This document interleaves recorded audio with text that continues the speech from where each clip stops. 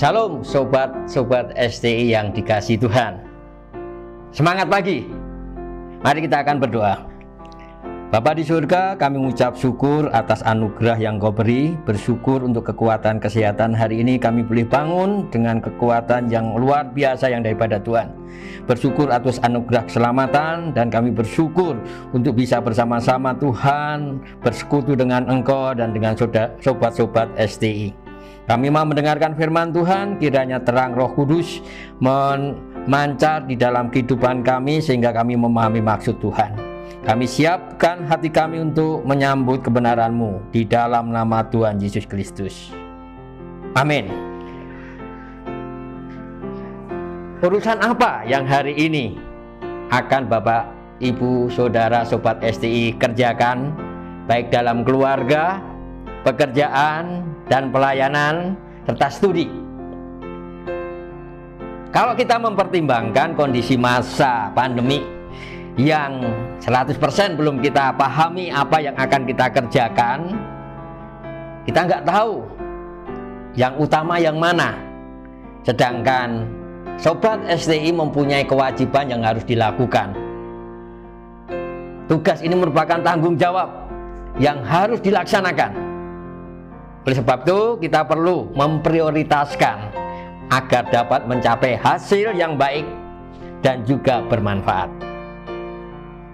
Saat ini Sobat STI, saya akan mengajak untuk merenungkan firman Tuhan yang akan saya bacakan sebagai dasar dari tindakan dan perilaku dengan menetapkan prioritas di masa new normal COVID-19. Saya akan mendasarkan renungan di dalam Injil Markus pasal yang ketiga ayat 13 sampai dengan yang 19. Demikianlah firman Tuhan. Mari kita akan baca bersama-sama. Kemudian naiklah Yesus ke atas bukit. Ia memanggil orang-orang yang dikehendakinya, dan mereka pun datang kepadanya. Ia menetapkan 12 orang untuk menyertai dia dan untuk diutusnya memberitakan Injil, dan diberinya kuasa untuk mengusir setan. Ke-12 orang yang ditetapkan itu ialah Simon yang diberi nama Petrus, Yakobus anak Zebedeus, dan Yohanes saudaranya Yakobus. Yang keduanya diberi nama Boanerges yang berarti anak-anak guru. Selanjutnya Andreas, Filipus, Bartolomeus, Matius, Thomas, Yakobus anak Alfius, Tadeus, Simon orang Selot, dan Yudas Iskariot yang mengkhianati dia. Yang menjadi nats utamanya yang perlu kita renungkan hari ini, yaitu saya akan ambil di dalam ayat yang ke-13 yang berkata demikian. Kemudian naiklah Yesus ke atas bukit. Ia memanggil orang-orang yang dikehendakinya, dan mereka pun datang kepadanya. Apa sih yang menjadi prioritas umat Tuhan, Sobat STI, di masa new normal COVID-19 ini? Dalam nas ini secara khusus kita bisa melihat bahwa yang menjadi prioritas yang pertama itu adalah kita harus bersekutu dengan Tuhan melalui doa pribadi. Di sini tadi dikatakan kemudian naiklah Yesus ke atas bukit. Bagian lain yang mengatakan bahwa Yesus naik ke atas bukit biasanya untuk berdoa secara pribadi. Bahkan dengan kesibukannya sebagai hamba, dia selalu melakukan pekerjaan yang tak henti-hentinya. Namun tidak pernah dia melupakan pentingnya prioritas bersekutu dengan Bapa melalui doa. Saudara bisa membandingkan di dalam Markus 1 ayat 35, setelah Yesus semalaman melayani, tapi dikatakan pagi-pagi benar ia bangun dan pergi ke tempat suci untuk berdoa. Jadi Markus 1 ayat 35 dikatakan sesibuk apapun Yesus memprioritaskan diri berdoa, berkomunikasi dengan Bapaknya. Bapak, Ibu, dan saudara-saudara, doa itu merupakan sarana komunikasi, bukan hanya sarana meminta. Ini yang penting. Karena dengan berkomunikasi sebenarnya orang bisa menyampaikan keluh kesah, pergumulan, dan yang lain-lain. Apalagi di dalam kesibukan-kesibukan mungkin perlu ada sarana untuk orang bisa mengekspresikan maksud dan kehendaknya. Dan doa itu sebenarnya sarana yang paling utama. Doa juga merupakan bukti ketergantungan. Jadi selagi jadi seorang yang sibuk, tenaga, pikiran, waktu diberikan untuk melakukan pekerjaan, doa itu menjadi sarana orang bergantung bahwa keterbatasan manusia itu ada, dan manusia perlu kekuatan pertolongan Tuhan, dan itu bisa diperoleh melalui doa bersekutu dengan Tuhan. Jadi doa merupakan sarana untuk ketergantungan, dan juga doa itu merupakan sarana untuk orang mencari petunjuk Tuhan.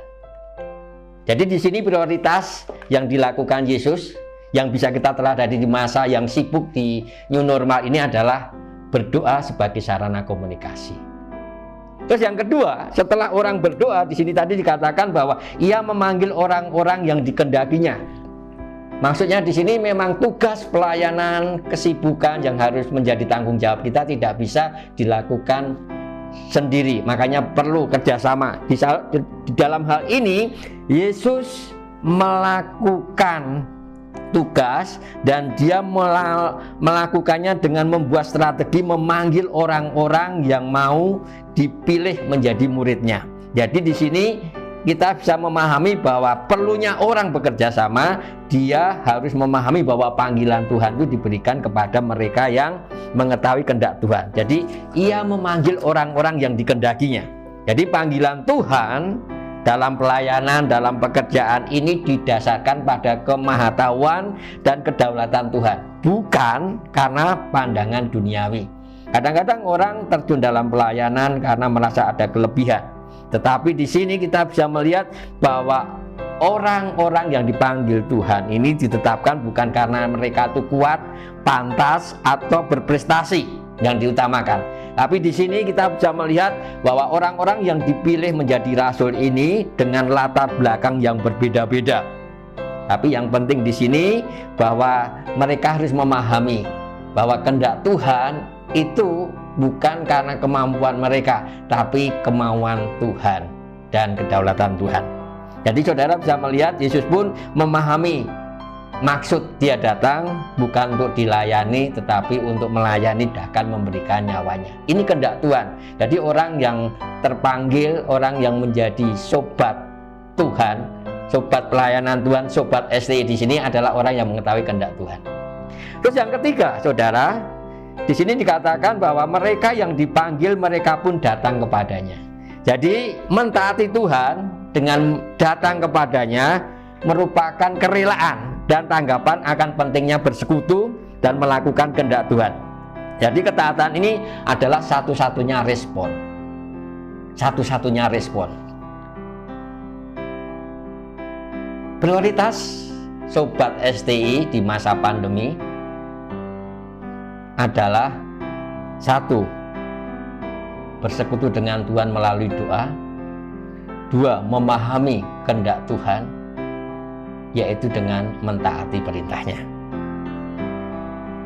Oleh sebab itu, mari sobat STI kita memprioritaskan persekutuan dengan Tuhan, melakukan kehendak Tuhan, dan juga taat melaksanakan perintah Tuhan setiap hari.